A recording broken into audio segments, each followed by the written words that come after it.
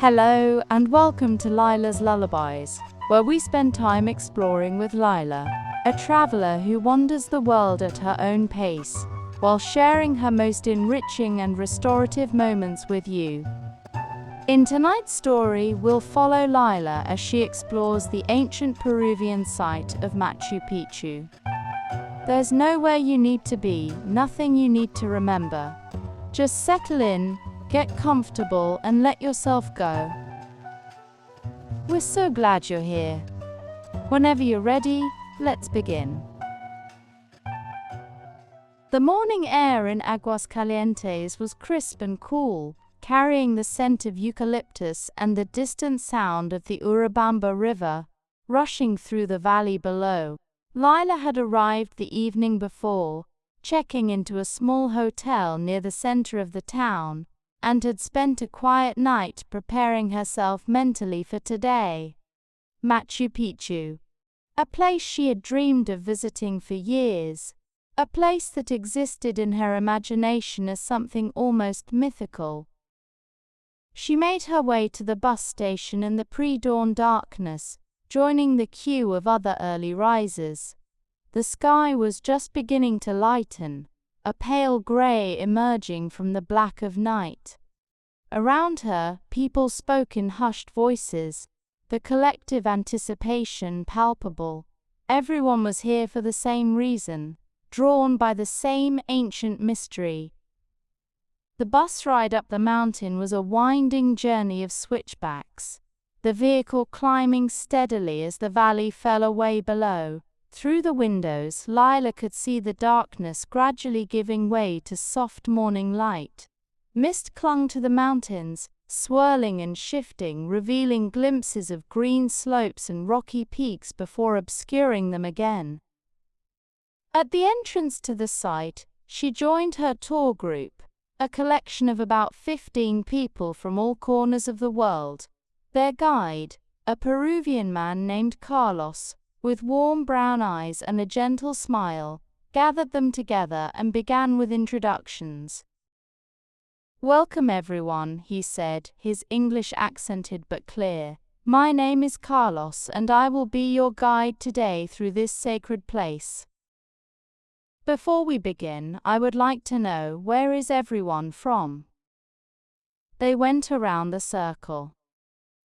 A couple from Australia, a solo traveler from Japan, 2 friends from Germany, a family from Brazil, a woman from South Africa, and others from Canada, the UK, and the United States. Lyla introduced herself simply, saying she was traveling alone, and received friendly nods and smiles from the group. "It is beautiful to see so many people from so many places," Carlos said, "all of us drawn here by the same curiosity, the same wonder. Machu Picchu has this power. It calls to people across oceans and continents. Now let us go see why." They passed through the entrance, and Carlos led them along a path that climbed steadily upward. The morning was still cool, the sun not yet fully risen, and the mist continued to drift through the valley, creating an otherworldly atmosphere. The path was stone, worn smooth by countless feet, and Lyla found herself wondering how many people had walked this same route over the centuries. And then, after a final turn in the path, there it was. Machu Picchu spread out before them, terraces and stone buildings rising from the mountainside, the iconic peak of Huayna Picchu towering in the background. The ruins were partially shrouded in mist, appearing and disappearing as the clouds moved, creating an almost dreamlike vision. Lyla felt her breath catch. No photograph, no documentary, no description had prepared her for the actual presence of the place. The group stood in silence for a moment, everyone absorbing the sight. Even Carlos, who must have seen this view thousands of times, seemed to pause respectfully, allowing them their moment of wonder. "Every time I bring a group here," he finally said softly. "I see this reaction, and every time it reminds me how special this place is. Come, let me show you." He led them down into the ruins, beginning to explain the layout of the city. The precision of the stonework was immediately apparent. Massive blocks fitted together so perfectly that not even a blade could slip between them. No mortar, just stone against stone, held by gravity and the genius of the builders. Carlos pointed out the agricultural terraces that stepped down the mountainside, explaining how the Inca had engineered sophisticated irrigation systems, how they had created microclimates on different terraces to grow various crops. The terraces seemed to flow with the natural contours of the mountain, working with the landscape rather than against it. As they walked through the urban sector, past stone buildings with trapezoidal doorways and windows, Carlos shared stories of how the city might have functioned, what daily life might have been like for the people who lived here. His voice was calm and measured, filled with respect for the civilization that had created this place. A woman from the group, Lyla, remembered she was from South Africa, raised her hand. "Carlos, do we know why they built the city here? It seems so remote, so difficult to reach." Carlos smiled. "That is a question many people ask. The truth is, we don't know for certain. Some believe it was a royal estate. Others think it was a religious site, a place of pilgrimage. Perhaps it was all of these things. What we do know is that the location was chosen, very deliberately.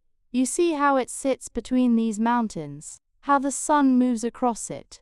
The Inca were master astronomers, and everything about this place, its orientation, its relationship to the surrounding peaks, suggests deep knowledge of the cosmos."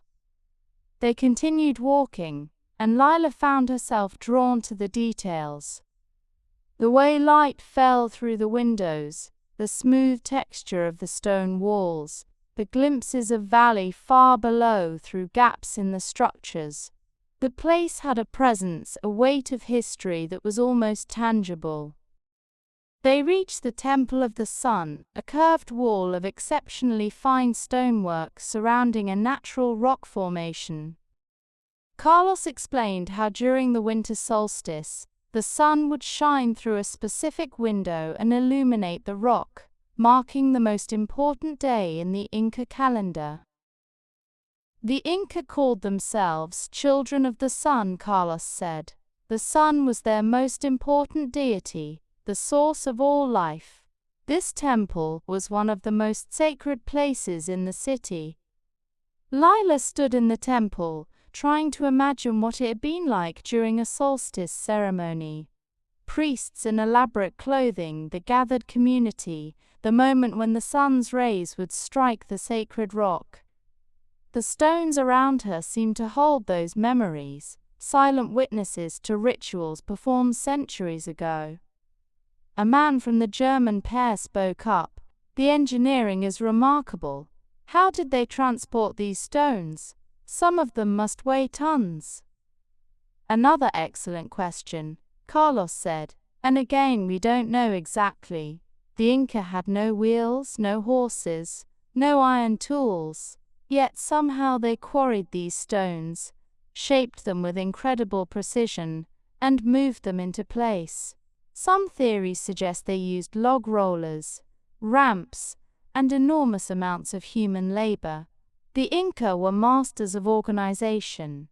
They could mobilize thousands of workers through their mita system, a form of labor tax. But the exact techniques remain a mystery." They moved through the royal quarter, past buildings with more elaborate stonework, niches in the walls that might have held sacred objects or offerings. The trapezoidal doorways were distinctive, wider at the bottom than the top, a design that helped the buildings withstand earthquakes. Carlos demonstrated this by explaining how the stones could shift slightly during seismic activity and then settle back into place.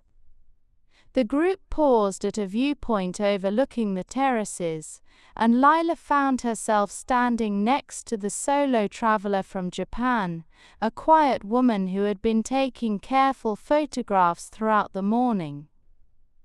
"It's overwhelming, isn't it?" Lyla said, "in the best way." The woman nodded, lowering her camera. "I've been traveling for 3 months, and this is the highlight.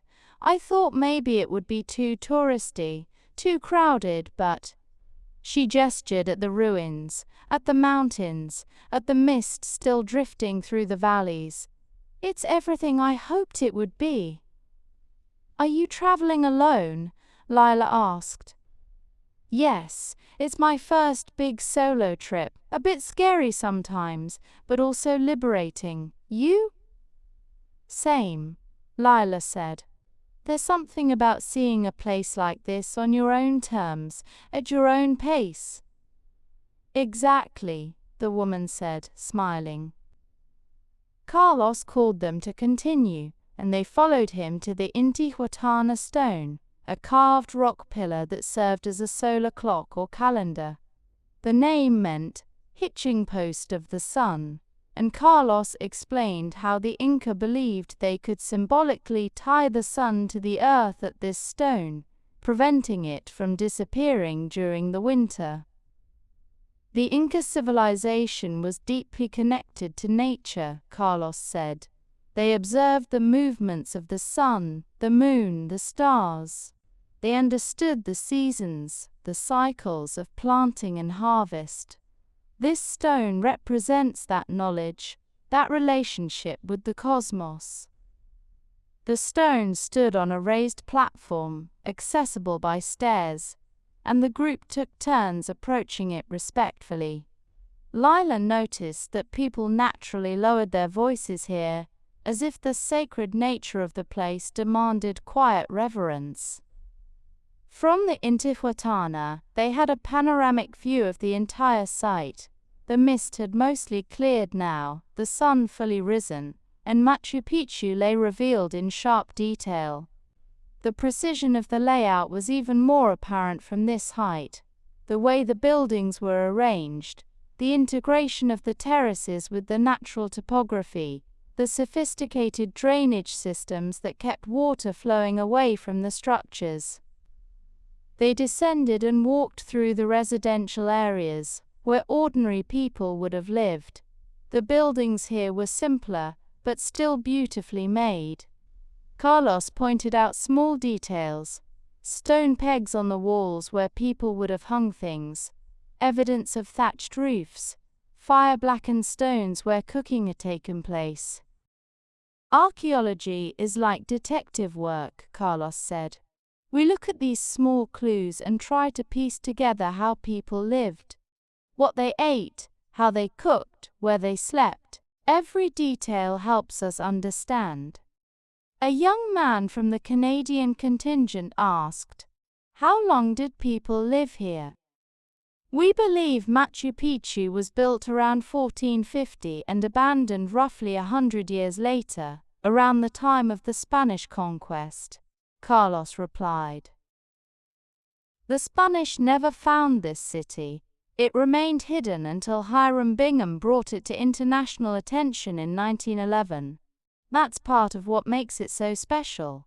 It was never destroyed or looted by conquistadors. What we see today is remarkably intact, a snapshot of Inca civilization at its height. They continued through the ruins, and Carlos showed them the Temple of the Condor, where natural rock formations had been incorporated into a structure that resembled a condor with outstretched wings. The Inca revered the condor as a sacred bird, a messenger between the earthly world and the heavens. The integration of natural rock with human construction was visible throughout the site. The Inca hadn't tried to dominate nature but rather to work with it, to enhance it, to create a harmony between the built environment and the natural world. Lyla walked through a narrow passageway between two buildings, the stone walls close on either side, smooth and cool to the touch. She emerged into a small plaza, where llamas grazed peacefully on the grass growing between the ancient stones. They were utterly at home here, part of the landscape, their presence adding to the timeless quality of the place. One of the llamas looked up at her approach, chewing contemplatively, its large eyes calm and unimpressed. Lyla smiled. The llamas had become as much a part of the Machu Picchu experience as the ruins themselves, wandering freely, posing unwittingly for countless photographs. The Australian couple was nearby, trying to get a selfie with one of the llamas in the background. The animal cooperated briefly before wandering off, and they laughed, showing each other the photo on their camera. "Got it," the woman said triumphantly. "That's going to be the highlight of our trip photo album." Carlos led them to one final viewpoint, a place where they could see both Huayna Picchu, the tall peak rising behind the ruins, and Machu Picchu mountain itself. The two peaks framed the ancient city between them, and Carlos explained that in the Quechua language, Machu Picchu meant old peak, while Huayna Picchu meant young peak. The Inca had a deep understanding of the sacred landscape, he said. Mountains were apis, powerful spirits. This city was built in a place of tremendous spiritual significance, cradled between these apis, overlooking the sacred river below. The group stood together, looking out over the ruins one last time. The sun was higher now, the light sharp and clear, illuminating every detail of the stonework. The mountains stretched away in every direction, layer upon layer of green ridges fading into blue distance. "I will give you some time to explore on your own," Carlos said. "Walk where you like, sit where you like, take photographs, or just sit and feel the place. We will meet back at the entrance in 2 hours." The group dispersed, each person drawn to different parts of the site. Lyla wandered slowly, without a particular destination in mind. She found herself drawn back to the agricultural terraces, where she sat on one of the stone walls, looking out over the valley. From here, she could see the Urubamba River far below, a silver thread winding through the green canyon. The sound of wind through the mountain grasses was constant, a soft rushing that seemed to carry whispers of the past. Birds soared on the thermals, their calls echoing off the stone.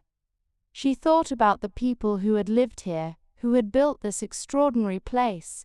What had their days been like? What had they thought about as they walked these paths, as they looked out at these same mountains? The Spanish conquest had ended their civilization, but here, in this hidden city, something of their genius had been preserved. After a while, a woman from the group, the one from the UK, came and sat nearby. She didn't speak at first, just sat companionably, both of them looking out at the view. "I keep thinking about how temporary everything is," the woman finally said. "These people built something they thought would last forever, and in a way it has. But in another way, it all ended so suddenly." "It makes you think about what we leave behind," Lyla said. "What we build, what we create, what lasts." "My father passed away last year," the woman said quietly. "That's partly why I'm here. He always wanted to come to Machu Picchu but never made it. I feel like I'm seeing it for both of us." "I think he'd be glad you're here," Lyla said gently. "I think so too," the woman said, smiling through tears she wiped away quickly. "Sorry, I didn't mean to get emotional on you." "It's a place that brings up big feelings," Lyla said. "That's okay." They sat together a while longer, then the woman stood, thanked Lyla for listening, and wandered off to explore another section.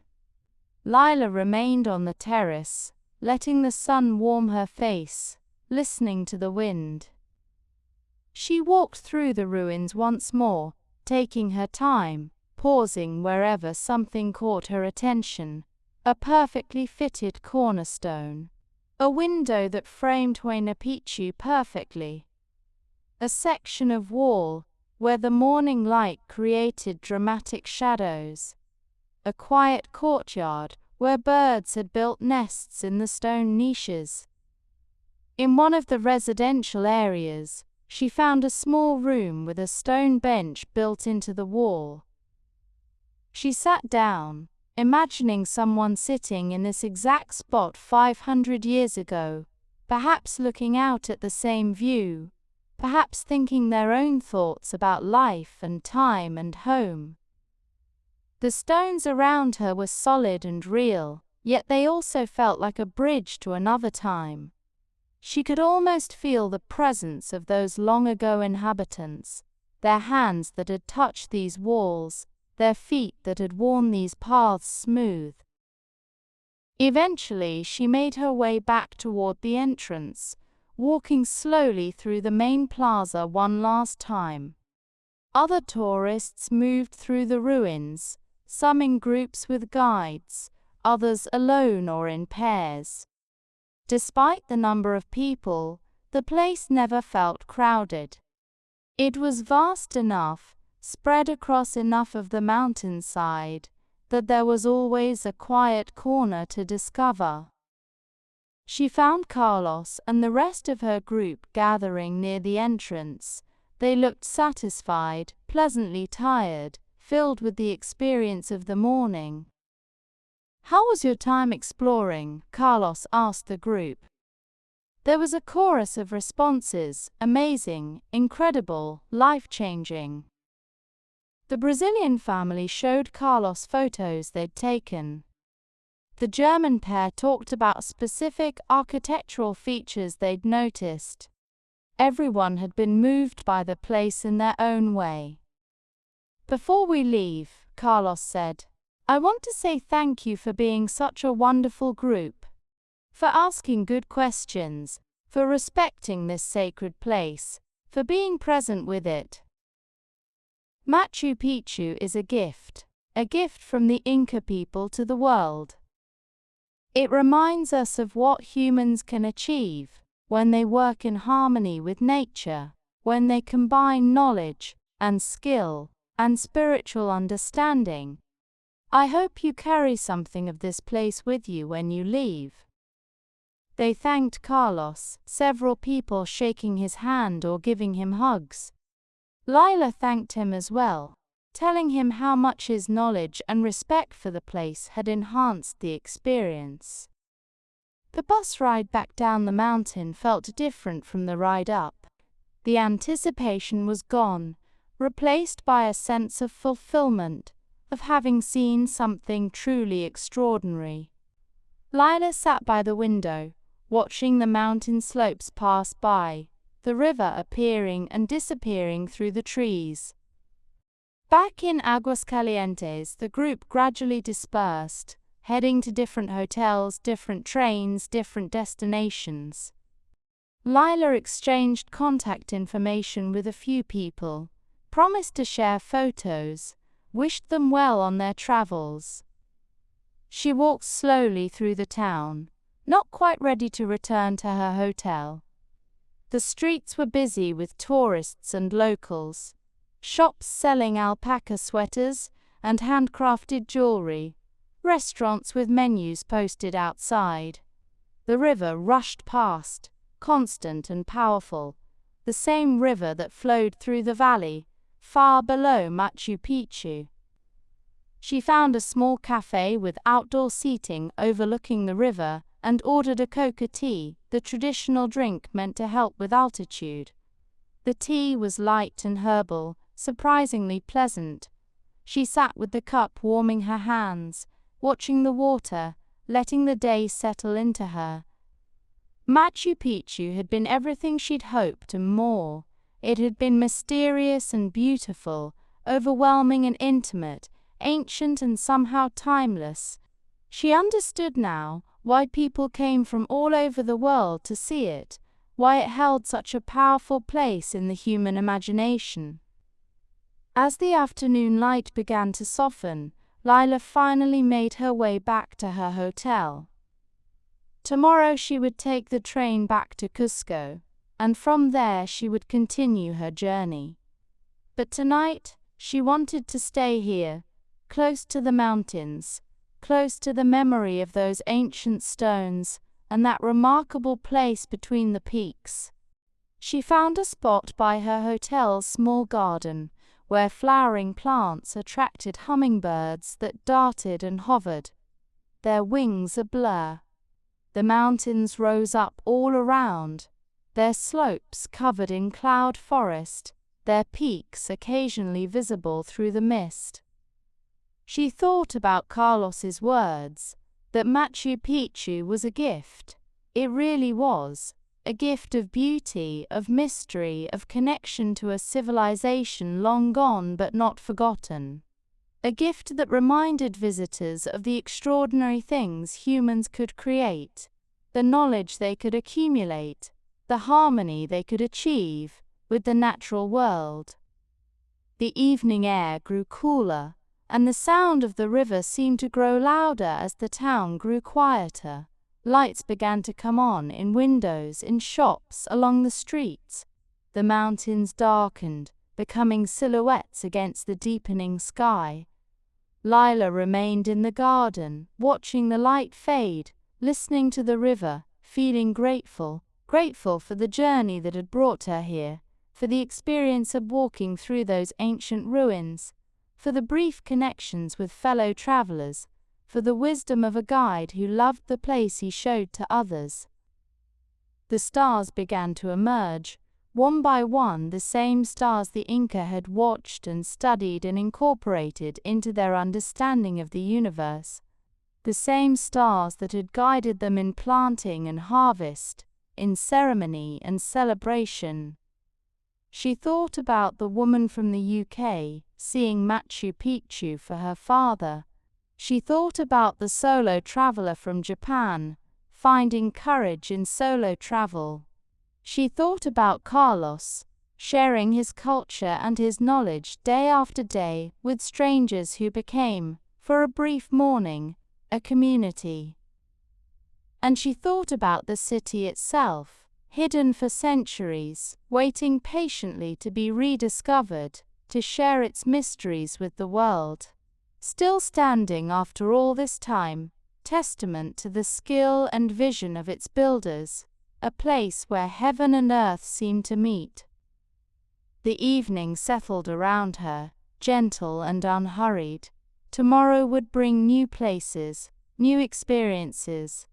But for now, she was here, in this moment, in this beautiful valley in the Andes, carrying the memory of a morning spent among ancient stones and soaring peaks, feeling deeply connected to something larger than herself, to history, to mystery, to the endless human impulse to create, to build, to reach toward something transcendent.